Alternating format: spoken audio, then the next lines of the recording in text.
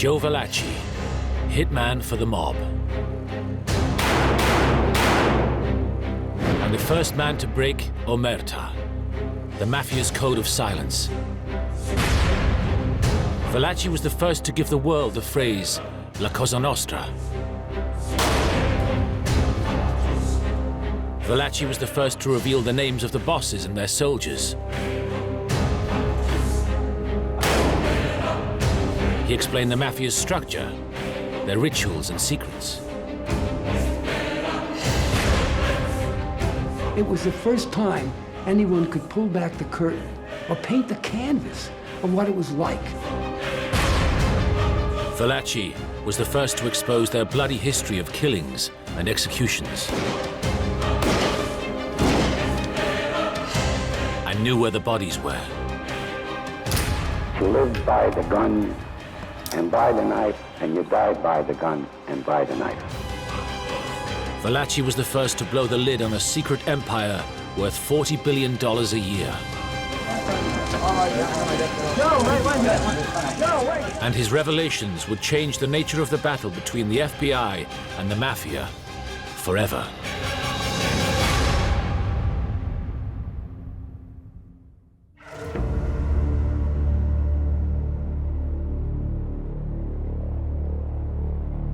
In 1962, 58-year-old Joe Valachi was serving 15 years in Atlanta State Penitentiary for heroin trafficking.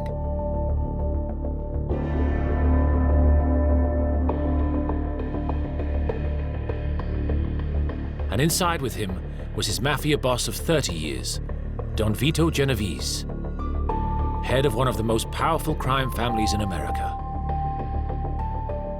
Joe went back a long time with Vito. He was in one of Vito's crews, so they knew each other very well, and he always thought he was in Vito's good graces. But Vito was a homicidal maniac.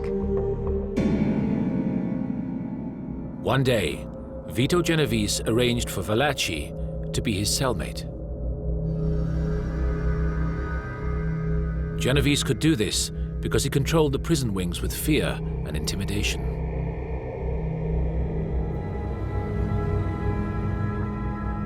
Valachi guessed something was up and had good reason to be nervous.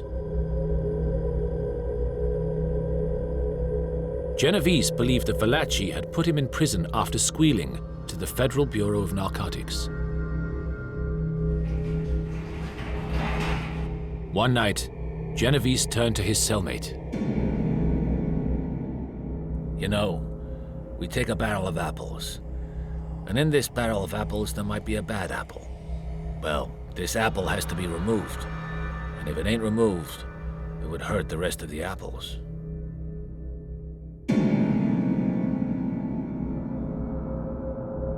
Then, Genovese walked over to Valachi and kissed him on the cheek. It was the Mafia's kiss of death.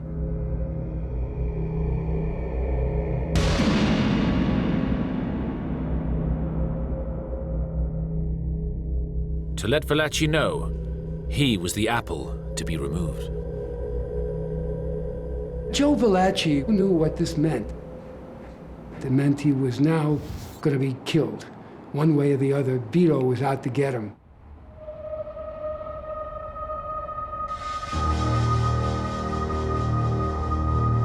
Consumed with fear, Valachi saw hitmen everywhere.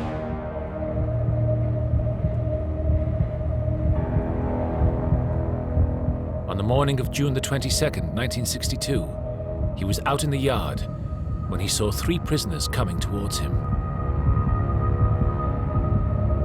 Thinking they had been sent by Genovese to kill him, he picked up an iron pipe left by construction workers and braced himself for the attack.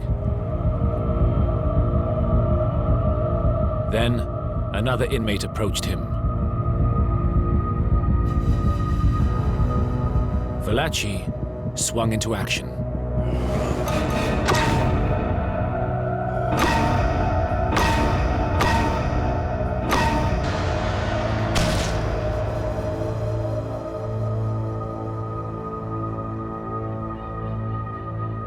Valachi's victim was John Joseph Saup, a small-time crook with no Mafia connections. Valachi had killed the wrong man.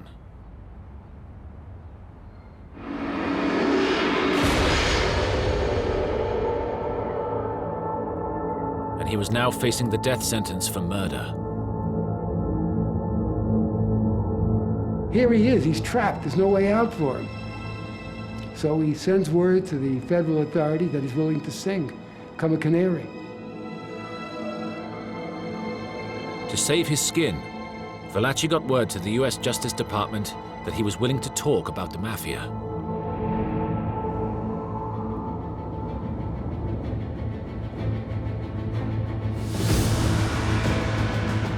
For Attorney General Robert Kennedy and his staff at the US Justice Department, this was the break they were looking for. Since becoming Attorney General in 1961, Kennedy had pursued a vigorous attack against organized crime. But he had been struggling to penetrate the country's criminal underworld.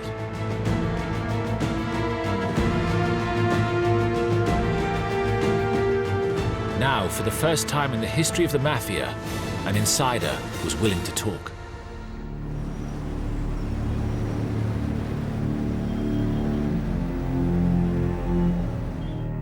So Kennedy offered a deal to Valachi. He was permitted to plead guilty to a charge of unpremeditated murder and receive a life sentence on the one condition that he would expose his organization.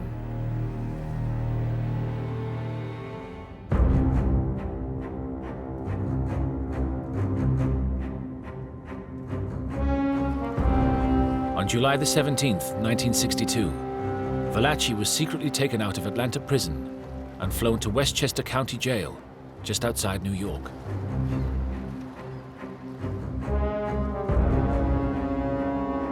He was given the cover of Joseph DeMarcona and taken to an isolated cell.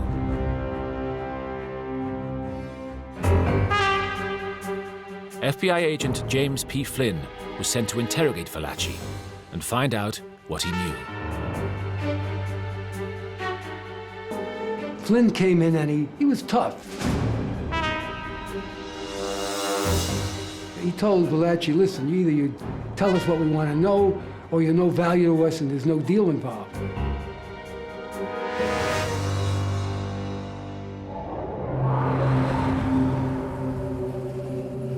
The FBI had been picking up the phrase Cosa Nostra on recent wiretaps, and they believed that it referred to the Mafia, the organization, or the outfit.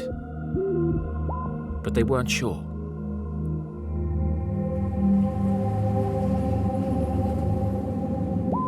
To get Valachi to loosen his tongue, he played a trick on him.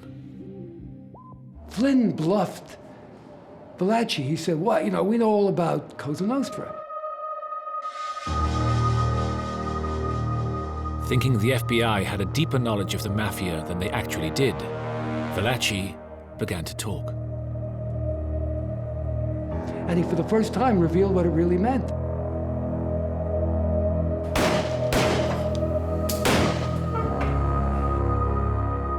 It meant our thing, Cosa Nostra.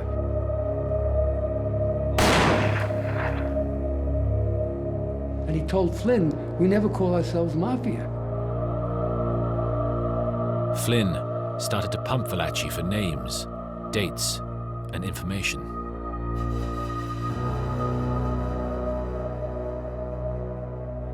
The FBI only knew the tip of the Mafia iceberg. They had never really penetrated the organization. Now, the floodgates opened. What Valachi gave them for the first time, knowing he had to produce, otherwise he was going to stay in prison for the rest of his life, he had to produce an inside story, really pull the curtain back, paint the canvas of what it was like to be a Mafia soldier in the trenches. So for the first time, he started spilling the beans.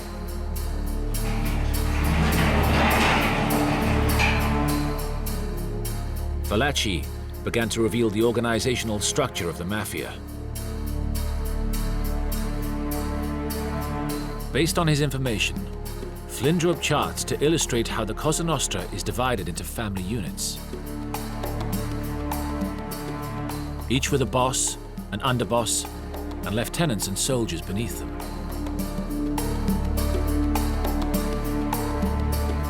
It seemed to the FBI and everybody else that he was a Rosetta Stone. He was telling them the secrets. The hieroglyphics were now exposed. Valachi told Flynn that these Mafia families extended across America, from Boston to San Francisco.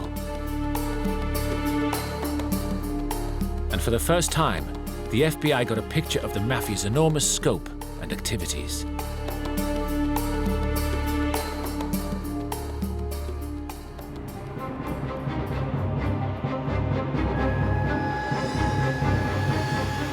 For the next 3 months, from the end of September 1962, Flynn interrogated Valachi for 4 days a week.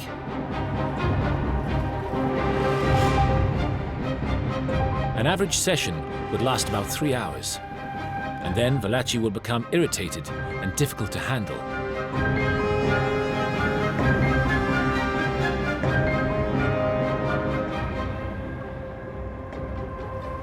Flynn realized that Valachi's main fear was that he could never escape Vito Genovese.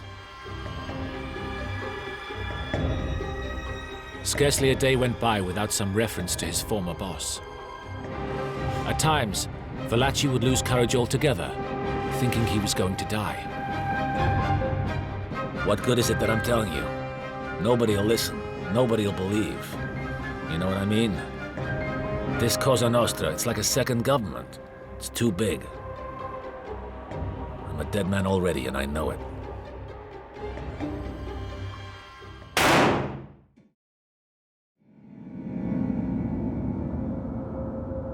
Valachi was right to be worried. According to FBI sources, members of the Genovese crime family were looking for Valachi.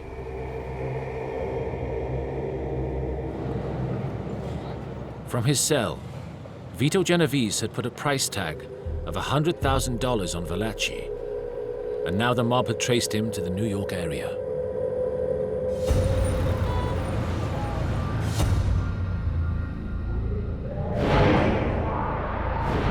The FBI, fearful that the Mafia would get to their prize witness, moved Valachi again, this time to the high-security army base at Fort Monmouth in New Jersey.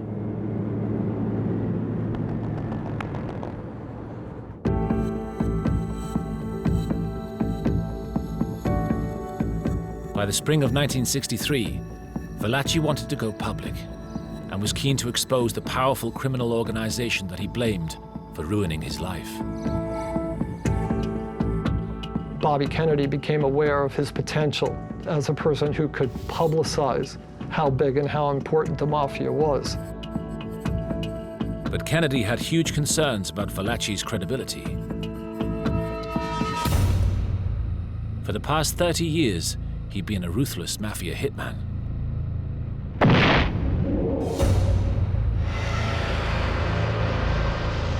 According to the Justice Department, he had at least 33 murders under his belt, and was also now singing for his life. How could anyone be sure that Valachi was telling the truth?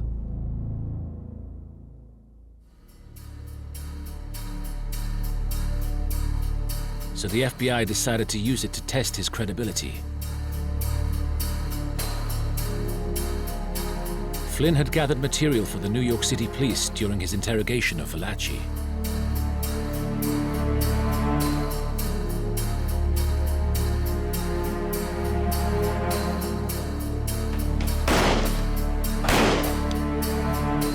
The police department had struggled with 30 years of unsolved murder cases, dating back to the Mafia gang wars and the subsequent Cosa Nostra power struggle.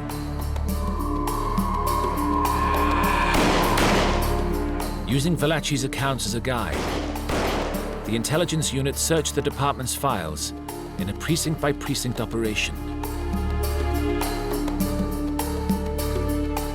checking the scattered and unconfirmed facts against his detailed information.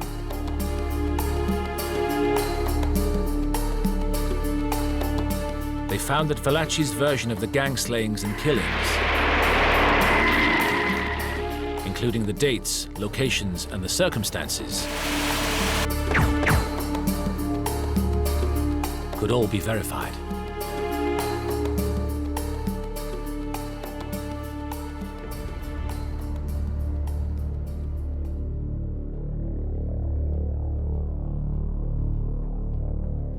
With the FBI now convinced that Valachi could be relied on, they got him ready to testify.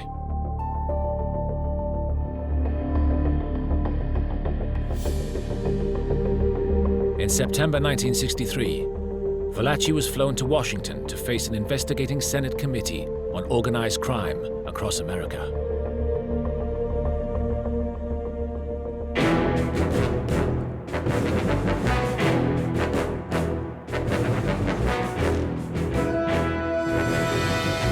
Over 2 weeks in October, he would appear as the star witness, giving first-hand accounts of life as a Mafia hitman.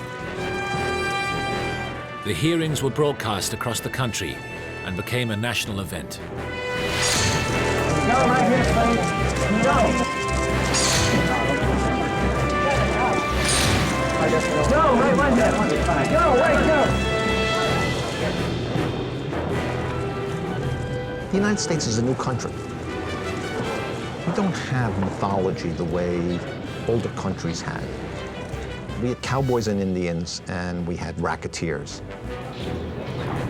This was a way for people within the country to look at all those movies that they had seen before about the underworld and put it all together.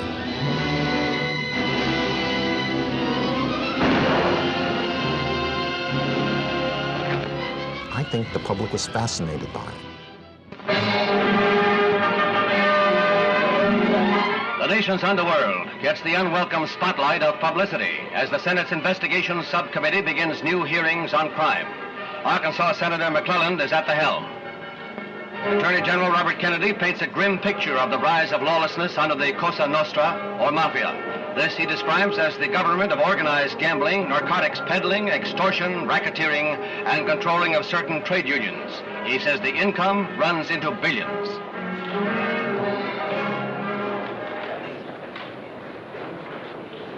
Well, gentlemen, as you know, we have brought to Queens County this morning the witness, Joe Valachi. We are determined to expose every facet of his testimony and to pursue this thing as far as we possibly can. What was his demeanor during your conversation inside over coffee? Apparently, he's a willing witness, and he's anxious to get these things off his chest, and we had no difficulty with him at all. Did he seem worried at all? I wouldn't say he was worried. I think the man is naturally, under all of the circumstances, nervous and a bit upset. But beyond that, he's a good witness. Mr. O'Connor, don't you get the feeling that he's rather enjoying all this? I would make no comment about that.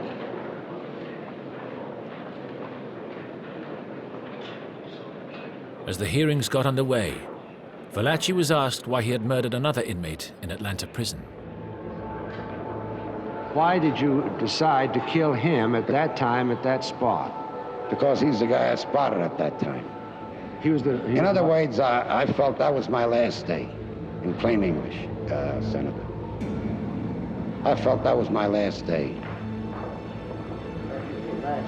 You thought it was your last day? That I would be alive. Well, did you feel that you could get all of them before they could get you? Just probably, I don't know what I would have done if I don't see him. See, I can't answer what I would have done. In other words, you felt helpless and surrounded, and you decided to strike when you could. If I get, when I saw him, yeah. You thought that if you killed this man, who you thought was going to kill you anyway, that this... I got some satisfaction, Senator. Put it that way. Got some satisfaction.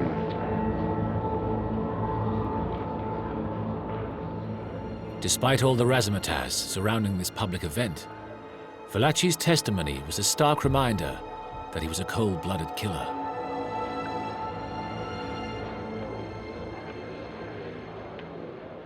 Then Valachi's interrogation really began. When did you become a member of this organization? 1930. 1930. What is the name of it? It is... Cosa Nostra in Italian. Cosa Nostra in Italian. Our thing and our family in English. Our thing and our family in English.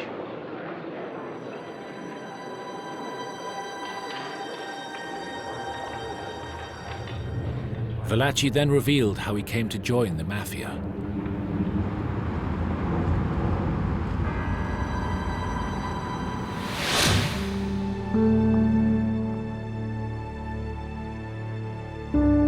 Valachi took the committee back to his low-life roots in the slums of New York in the early 1900s.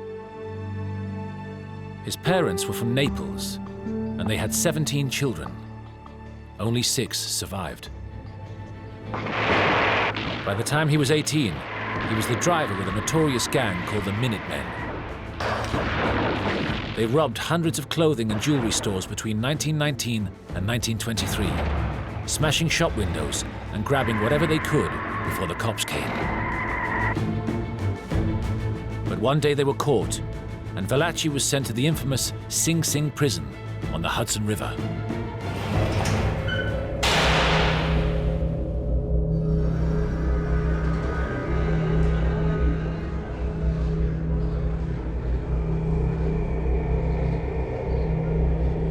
In Sing Sing, the 21-year-old Valachi made friends with a gangster named Alessandro Volero. It was then that Valachi first learned about a secret organization that he would soon know as La Cosa Nostra.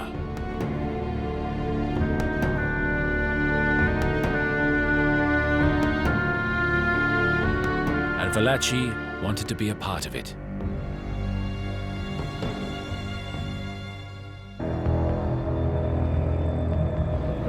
Now, we talk about myself now. I'm a chauffeur, which I've been known through the years, that I was a good driver. In fact, other mobs used to try and borrow me, which I never wanted to go. Valachi explained to the Senate committee how he became a driver for one of New York's top mafia gangs, led by Sicilian-born Salvatore Maranzano.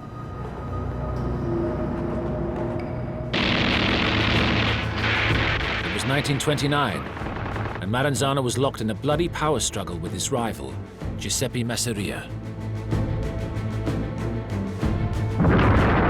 Valachi made it known to Maranzano that he wanted in. And as a test, he was sent as the driver on a contract to murder one of Masseria's top henchmen.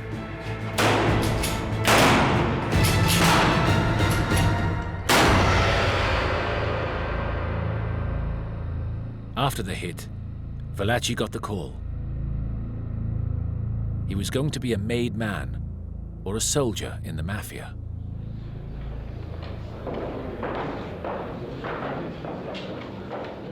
Valachi then revealed to the committee the rituals of his initiation ceremony into the mob.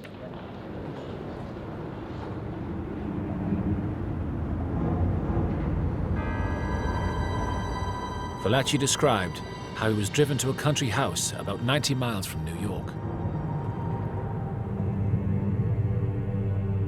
Valachi said he was asked to join 30 other members around a table. His boss, Don Salvatore Maranzano, was going to conduct the initiation.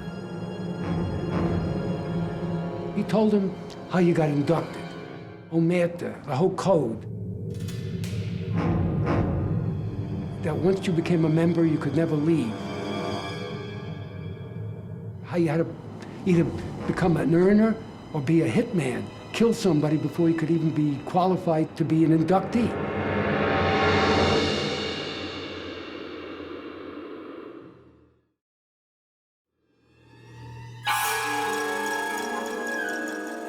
Valachi then revealed to the Senate committee the secrets of the Mafia's blood and fire initiation ceremony into the mob.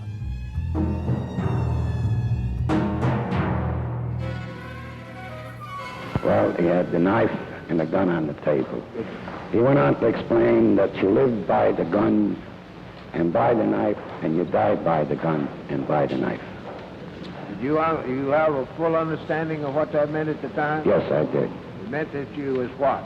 Well, expect to die by the gun and by the In knife. other words, when you took that oath, you expected someday to die either by the gun or by the knife. Right, That's what you were dedicating yourself to. right. Valachi went on to explain that he was told to make a cup with his hands. Paper was placed inside and set alight.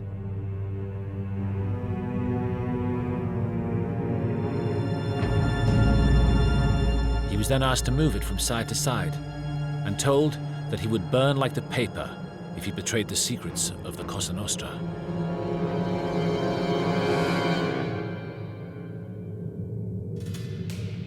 Valachi was then introduced to his gomba, his godfather, Joe Valachi, who would be his guide and mentor.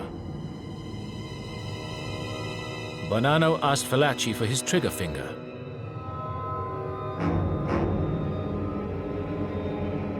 And pricked it with his tie pin.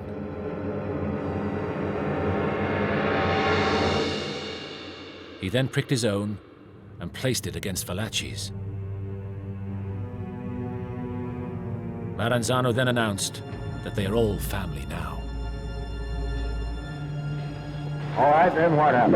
Then they all shake hands. Everybody gets up and shake hands. They say a few more words together, which I can't recall. They also said in Sicilian. But did you know what they meant? Well, actually, I never asked what it meant. I never did ask what it meant, but it meant like sort of in the style of an organization or, you know, in that style, but you don't bother. I didn't bother. I never did bother. You never did what? I never bothered to find out what it meant, but I had an idea what it meant. Well, you had an idea. What was your idea? All tied up. Oh, we're all tied up. We're all together. All together. All together. Right. Right. Sink together, hang together, live together. Yes.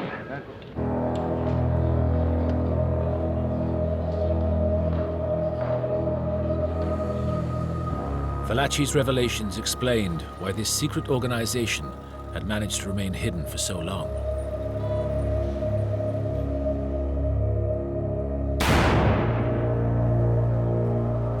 Anyone who squealed would pay the ultimate price.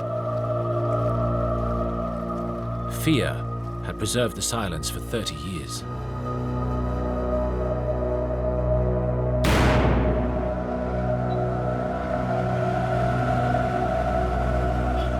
Now, Valachi had broken that silence forever.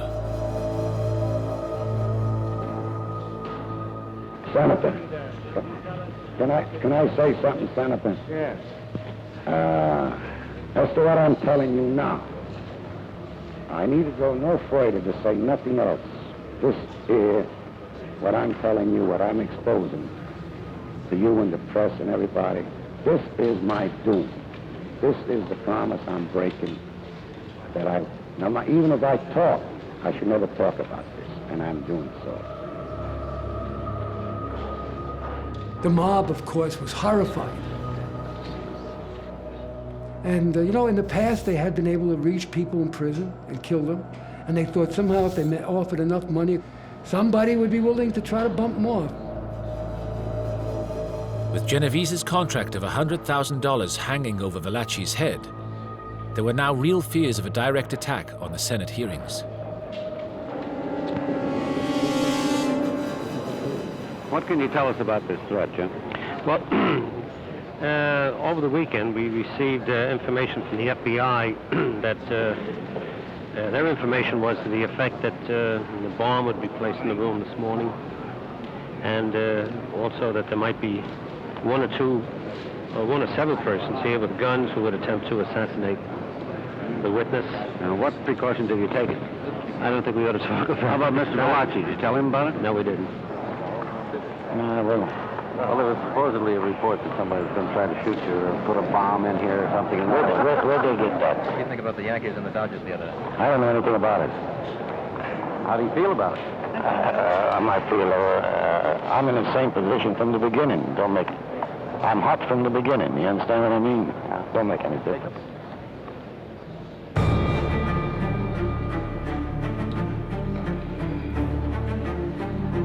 Most of Valachi's testimony was devoted to tracing the hierarchy of the American Mafia.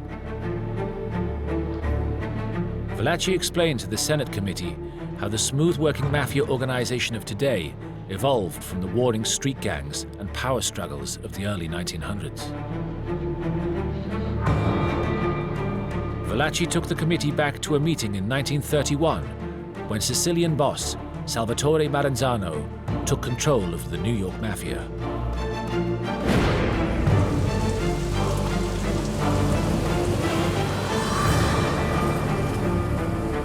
Valachi told how Maranzano laid out his grand plan to an audience of 400 mobsters. That the gangs of New York would now be organized into 5 families to control the boroughs of the Bronx, Brooklyn, Manhattan, Queens, and Staten Island. Valachi told how Maranzano had declared himself the absolute ruler. He would be the boss of all bosses, and if anyone disagreed, they would be killed.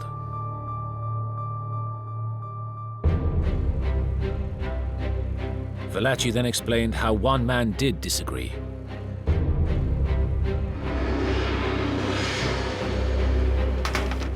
And he revealed how Charles Lucky Luciano had Maranzano executed.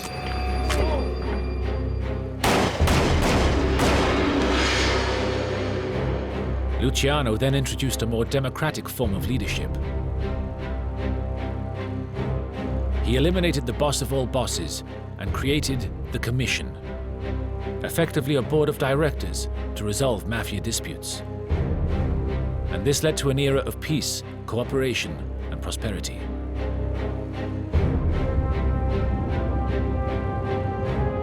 Valachi then named the present leaders of the 5 New York families. Vito Genovese, Carlo Gambino, Giuseppe Magliocco, Joseph Bonanno, and Gaetano Lucchesi. These are the men, Valachi told the committee, who run a huge web of organized crime in the city, involving gambling, prostitution, loan sharking, narcotics, and the infiltration of the mafia into legitimate businesses.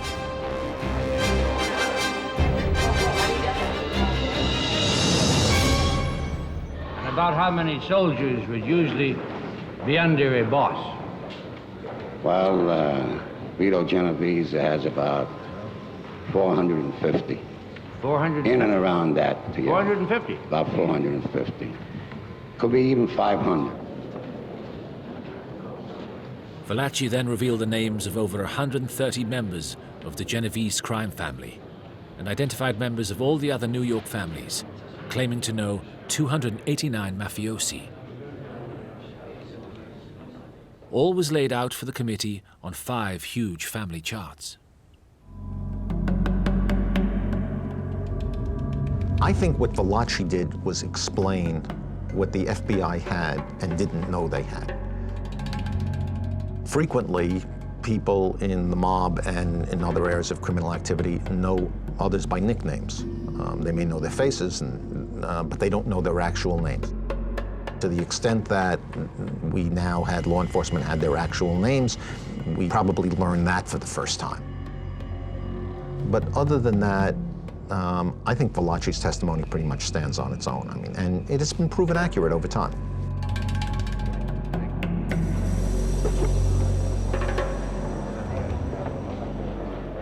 Those that you have been able to identify in the 5 families, you have marked with stars up on these charts. Yes. The others that are not on the chart, you know them by aliases, and you didn't know their other names. Right. And therefore, you didn't undertake to name them. Right. Except that you could give their real name along with their alias. Right. Very well.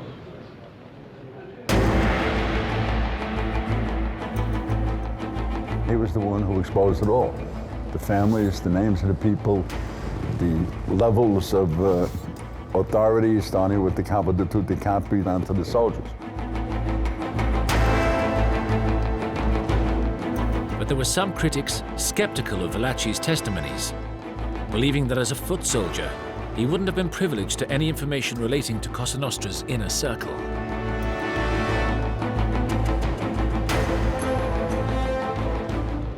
think it is a mistake to think of a soldier as being a low-level figure. They're not. They are serious people within the mob.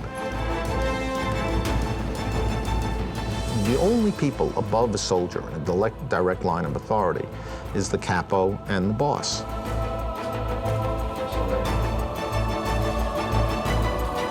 So the soldier is a person high up in the mob by the very nature of being admitted to the mob. They are given mob secrets. They are told about what has occurred. They need to know who other people are within the mob because they're free to cross anybody who's outside the mob, but no one who's in the mob. And so they tend to know a great deal.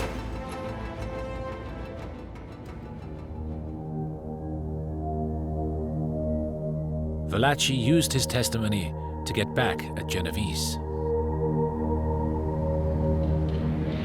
I think you might at this time digress just a moment to tell how much power, how much authority the boss, like Genovese, has over the family, over the soldier members like you.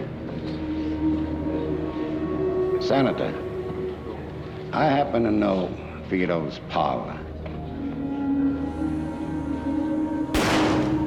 He not only has the power in our family, he also controls the power in Gambino family and the Loquiza family. In other words, his word becomes law. That makes it legal. Right. Can he and does he pass out death sentences? Well, he passes them out, then they tell you, well, he was a rat, he was this. They tell you anything they want to tell you. He passes them out. Right. You know that of your own knowledge. That is for sure.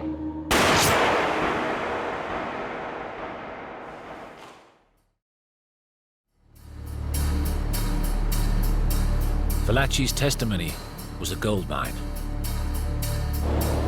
He confirmed Cosa Nostra was the Mafia. He revealed the names of the bosses and their soldiers. He explained their structure, their rituals and secrets. He exposed their bloody history.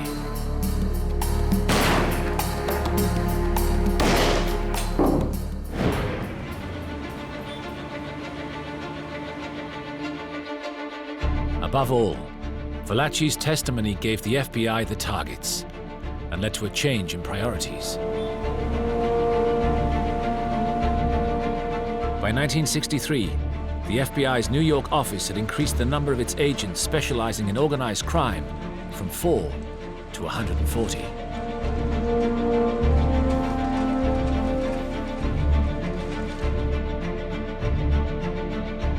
The following year, the FBI used hidden microphones to record Teamsters union boss Jimmy Hoffa in a series of exchanges with the Detroit Mafia. He was jailed for 8 years. For the FBI, electronic surveillance was the future for cracking down on organized crime.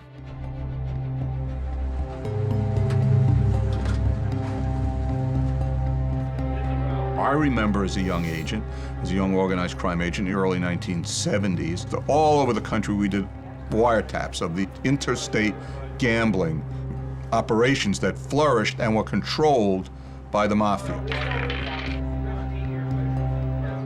We made thousands of arrests and broke up hundreds of large gambling combines in an effort to choke off the flow, one of their great sources of money. Thanks to Valachi's revelations, the FBI's campaign against the Mafia progressed to a new level.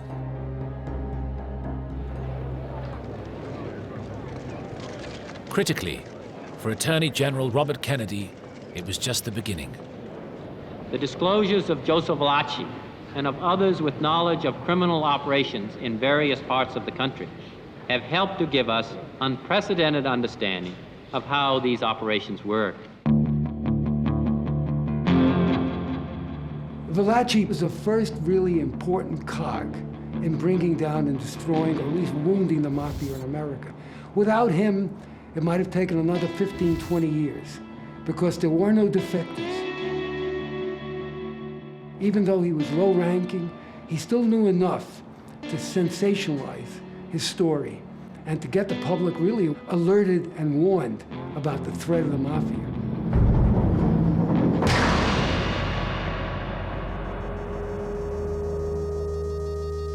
As for Joe Valachi, he was returned to the relative comfort of the District of Columbia Jail in Washington, where he had been kept during the hearings.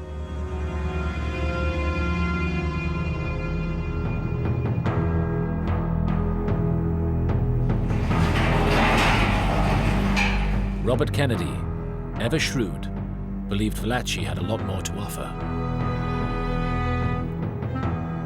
Bobby Kennedy realized that there was a gold mine in him. So what he did was said, why don't you write your memoir, everything you can remember about the Mafia? Over 13 months, Valachi painstakingly produced more than 300,000 words on notepads from his cell in Washington. He had been there from the very beginning of the modern Mafia, and it was a unique day-by-day portrayal over a 30-year period of his life as a hitman.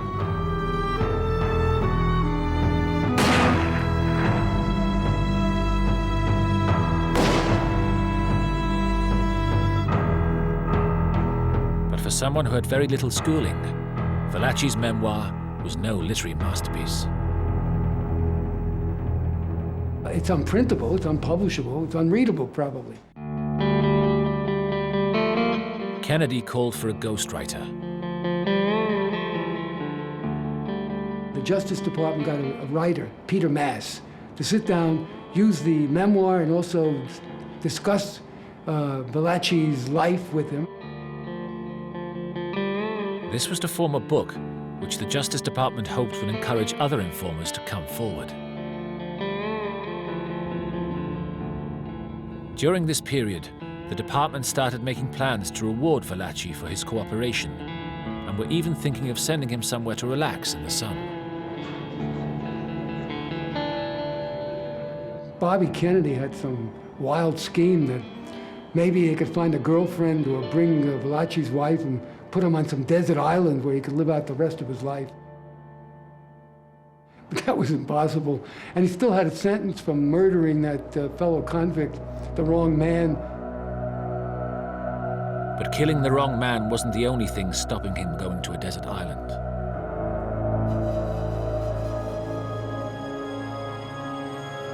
The Italian-American newspaper, Il Progresso, had got hold of Valachi's manuscript and was outraged. It printed a virulent editorial against the forthcoming book, saying it was perpetuating the kind of image of criminality associated with the many Italian names in Valachi's testimony.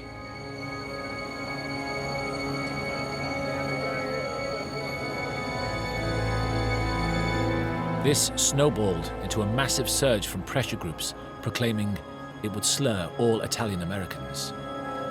Their campaign was successful. The White House stepped in and halted its publication.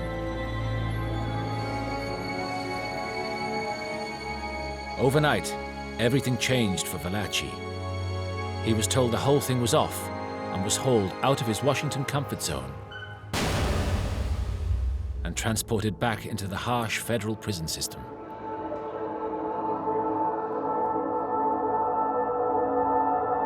He was placed in a small cold cell in Michigan, where he was to spend the rest of his sentence in solitary confinement. Valachi despaired.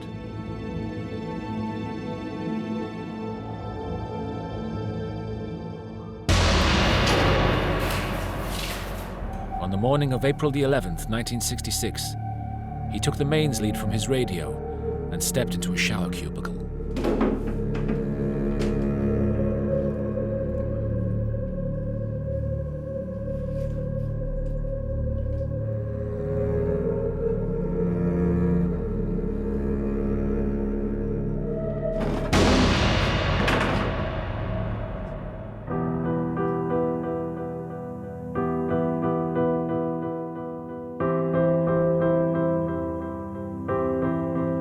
The showerhead was unable to hold Valachi's weight, and he was found collapsed and barely alive on the floor by a guard soon afterwards. The Justice Department realized that they had to look after their prize witness better. They took him out of the unpleasant northern prisons. They sent him to what they considered the best place for him, a place called La Tuna, near the Mexican border in Texas. And they gave him a suite where he had a kitchenette and he had a better, more comfortable bed. They tried to make life as convenient and comfortable as possible. Whenever the Justice Department now gets a real top-notch defector, they send him to what is called the Valachi suite.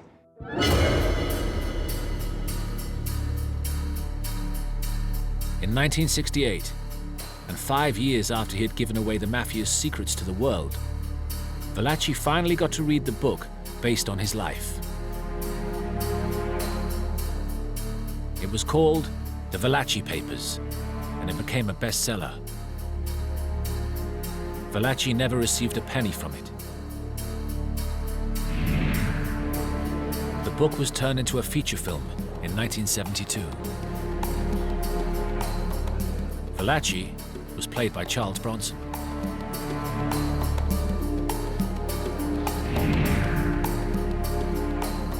The real Joe Valachi died of a heart attack in 1971 at La Tuna Federal Correctional Institution in Texas.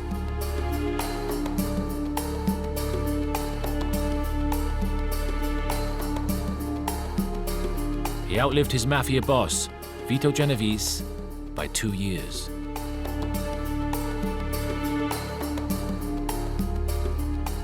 The $100,000 bounty placed on Valachi's head by Genovese was never collected.